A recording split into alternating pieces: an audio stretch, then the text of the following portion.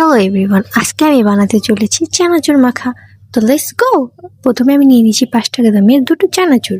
তো এই চানাচুর হচ্ছে এখন আমি মাখবো। তো আমি ছোট্ট একটা পেঁয়াজ নিয়ে নিয়েছি। তো আমি হচ্ছে প্রচণ্ড গরিব, এই জন্য আমাদের বাসায় লেবু, কাঁচামরিচ এবং ধনিয়া পাতা, শসা কোনো সালাদই ছিল না, এই জন্য আমি শুধু ছোট্ট একটা পেঁয়াজে নিয়েছি গাইস। আসলে আমি খুবই গরিব। হ্যাঁ, বিশ্বাস হচ্ছে না? তো কি করার আছে, বিশ্বাস না হলে না করো, তবে এটাই বাস্তব, আমি খুবই গরিব। তো বেশি কথা না বলি, আমার পেঁয়াজ কাটা এখানে সম্পূর্ণ শেষ হয়ে গেছে। এখন আমি একটা ছোট বাটিতে পেঁয়াজ এবং একটু সরিষার তেল দিয়ে ভালো করে চটকে চটকে মেখে নিব। মেখে নেওয়ার পর আমি চানাচুরগুলো ঢেলে ভালোভাবে আবার মেখে নিব, একদম কুচে তারপর হচ্ছে মাখবো। যেরকম ভাবে তোমাদের মনের যে শত্রুটা আছে তাকে তোমরা এরকম ভাবে মাখতে চাও। ও সরি, বেশি বলে ফেললাম না? তো ভিডিওটা তোমাদের কাছে কেমন লাগলো অবশ্যই